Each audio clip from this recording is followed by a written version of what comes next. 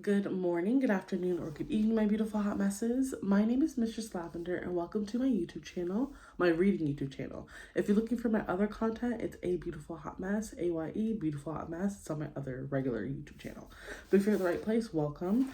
We are reading the 48 Laws of Power. I'm on page 92 on the second paragraph by hiring. We're in law, what is this, 12? I think it's 12. Hold on, yeah, 12. So we're on law 12. Use selective honesty and generosity to disarm your victim. Before we begin, make sure to like, comment, and subscribe, and turn your post notifications on. Don't mind that, that's toothpaste. Leave it alone. Okay, you ready? By hiring some handwriting experts, Gordon was able to prove to Gould that the culprits for the phony stock certificates were actually several top executives with the Erie Railroad itself. Gould was grateful. Gordon then proposed that he and Gould join forces to buy up a controlling interest in Erie. Gould agreed. For a while, the venture appeared to prosper. The two men were now good friends, and every time Gordon came to Gould asking for money to buy more stock, Gould gave it to him. In 1873, however, Gordon suddenly dumped all of his stock, making a fortune but drastically lowering the value of Gould's own holdings. Then he disappeared from sight. Upon investigation, Gould found out that Gordon's real name was John Crowningsfield, and that he was a bastard son of a merchant seaman and a London barmaid. Excuse me. There had been many clues before then that Gordon was a con man, but his initial act of honesty and support had to blind Gould that it took the loss of millions for him to see through the scheme. A single act of honesty is often not enough. What is required is a reputation of honesty, built on a series of acts, but these can be quite inconsequential once the reputation is established. As with first impressions, it is hard to shake. In ancient China, Duke Wu of Shang decided it was time to take over the increasingly powerful kingdom of Hu. Telling no one of his plan, he married his daughter to Hu's ruler. He then called a council and asked his ministers, "I am considering a military campaign. Which country should we invade?"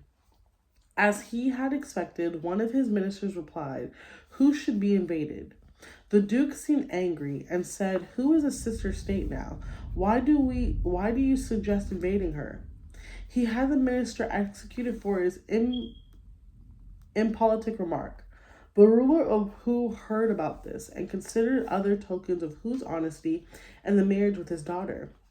He took no precautions to defend himself from Shang. A few weeks later, Shang forces swept through Hu and took the country, never to relinquish it. Honesty is one of the best ways to disarm the wary, but it is not the only one. Any kind of noble, apparently selfless act will serve. Perhaps the best such act, though, is one of generosity.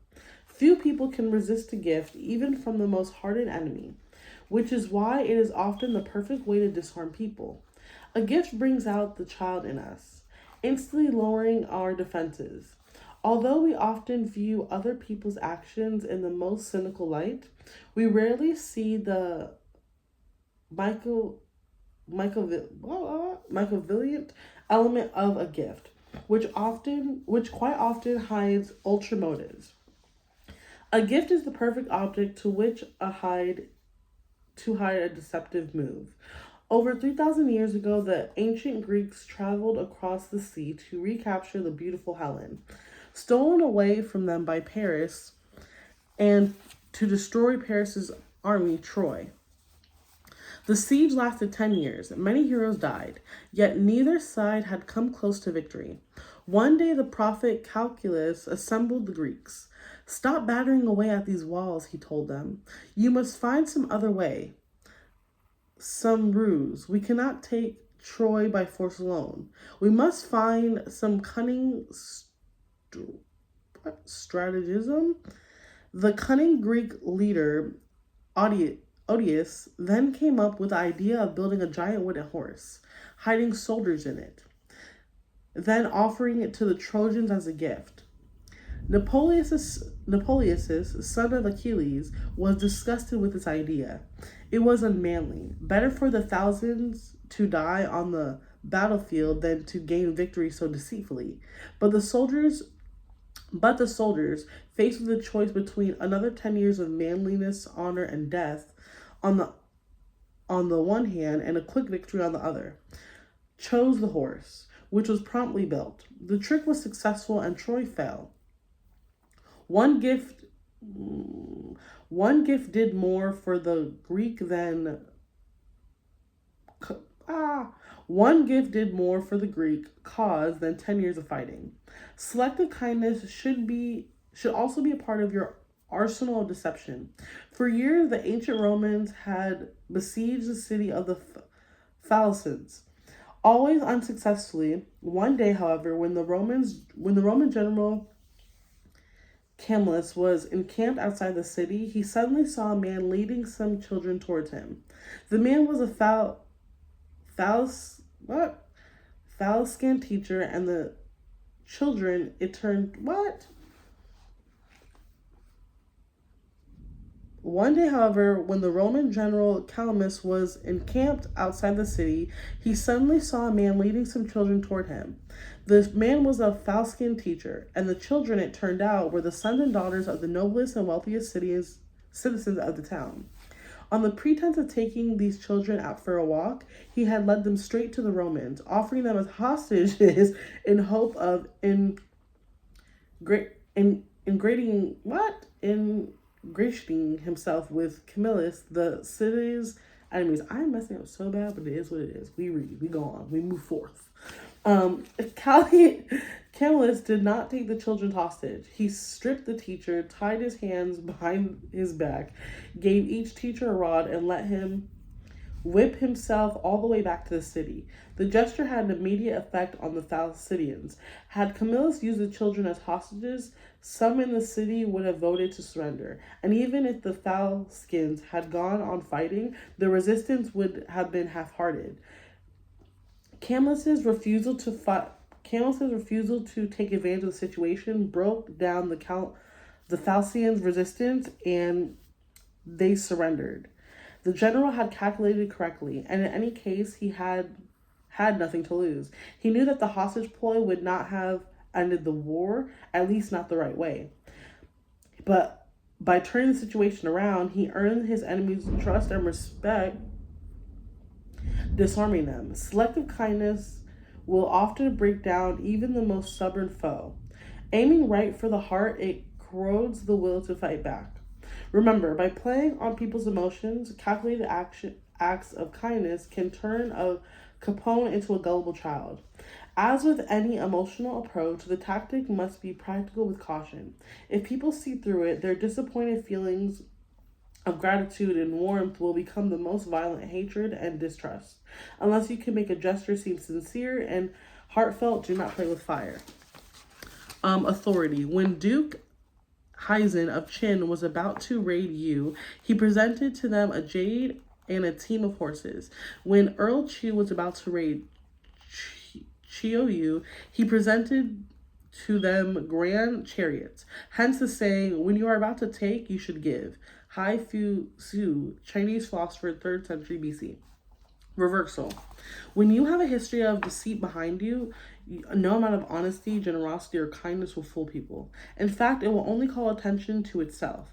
Once people have come to see you as deceitful, to act honest all of a sudden is simply suspicious. In these cases, it is better to play the rogue. Count Lustig, pulling the biggest con of his career, was about to sell the Eiffel Tower to an unexpected industrialist who believed the government was auctioning it off for scrap metal. The industrialist was prepared to hand over a huge sum of money to Lustig, who had successfully impersonated a government official. At the last minute, however, the mark was suspicious. Something about Lustig bothered him. At the meeting in which he was to hand over the money, Lustig sensed his sudden distrust. Leaning over to the industrialist, Lustig explained in a low whisper how low his salary was, how difficult his finances were, on and on. After a few minutes of this, the industrialist realized that Lustig was asking for a bribe. For the first time, he relaxed. relax. Now he knew he could trust Lustwig, since all the government officials were dishonest. Lustwig had to be real. The man forked over the money. By acting dishonest, Lustwig seemed the real McCoy. In this case, selective honesty would have been the opposite effect. As the French diplomat Talleyrand grew older, his reputation as a master liar and deceiver spread. At the Congress of Vienna, 1814 through 1815, he would spin fabulous stories and make impossible remarks to people who knew he would be lying. His dishonesty had no purpose except to cloak the moments when he really was deceiving them. One day, for example, among friends, Talleyrand said with apparent sincerity, "In business, one ought to show one's hand."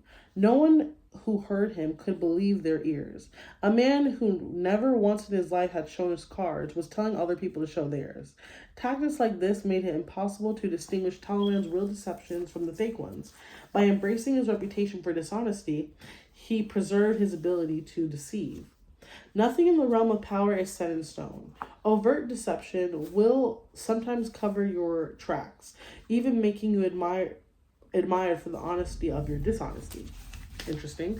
The next page or episode we'll do is Law 13. When asking for help, appeal to others' self-interest, never to their mercy or gratitude. But we're stopping there. Again, next page will be 95. Again, my name is Mistress Lavender. I'm so happy you joined my YouTube channel today, or my reading YouTube channel. But you have a great day. Stay safe. Drink some water. Eat some food. And remember, I'm the best thing that's happened in your life. So you might as well like, comment, and subscribe. You know what I'm saying? Bye.